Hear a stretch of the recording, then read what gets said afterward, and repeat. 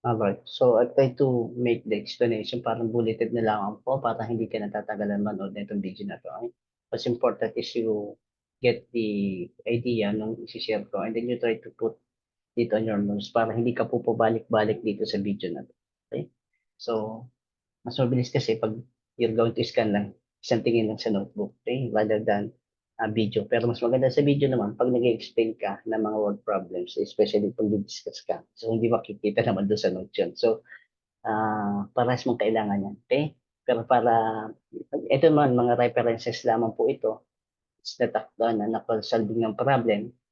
So, kung halimbawa nabanggit greatest common factor, paano nga ba yan? So, you just go back to your notes, eh.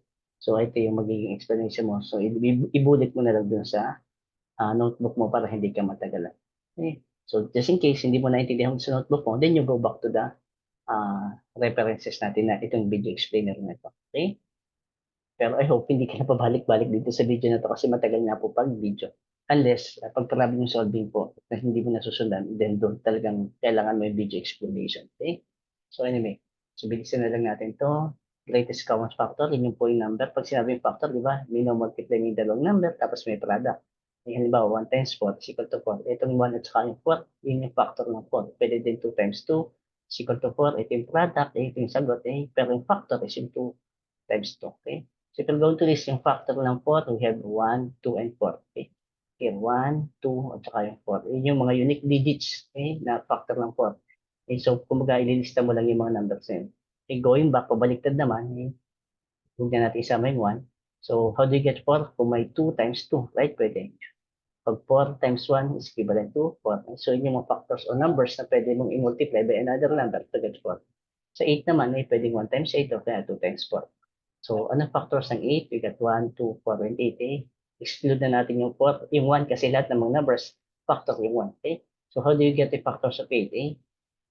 What, how do you get the factors of 8? Halimbawa yung 2, okay? So, 2 times 4 is 8, eh. 4 times 2 is also 8, and 8 times 1 is also 8. Okay, so ito yung mga factors ng 4. Now, to get the greatest common factor between the two numbers, eh, kukunin mo lang yung common factors nito. Ang common dito is 2, eh, at saka 4. Yung 8, hindi, wala na. Okay? So, anong greatest? Yung pinakamataas is yung 4. Yung 2, common siya, pero hindi siya yung pinakamataas. I-take note, pag greatest common factor, kukunin mo yung pinakamataas. Hindi common. The greatest common factor is 4. Okay? Now, dagdag ko na lang po. Dagdag ko na lang din po yung multiple. Okay? Pag sinabing multiple, halimbawa, 5 factor yan, 2 times 2. Okay? Ilan yung sagot niyan? This is 4. So para mas matandaan mo kung ano pagkakaiba ng factor at saka multiple, try to think of this visually. Okay? Yung nasa baba, yun yung factor. Yung nasa taas, yun yung multiple. Okay? Ito yung i-divide mo naman pababa doon. 4 divided by 2 is 2. Okay? So, i-check mo kung ito is divisible by a particular factor. That's why it's called multiple. Okay? Or pwede rin divisibility ang sasabihin mo. Okay? So, depende na po sa inyo kung paano i-check. Eh. Basta just to put it in your head, on your visual idea, kung itatanda mo itong picture na ito, o hindi maganda yung pagkakasulat ko.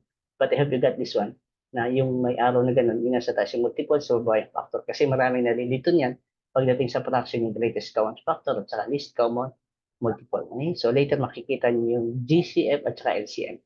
Kung ano yung difference. Eh. Pag G, greatest. Pag L, is yung least naman. Eh, ibig sabihin mas mataas yun, di ba, kaysa sa factor. Eh, pero kukunin mo yung pinaka mababang multiple ng kukunin.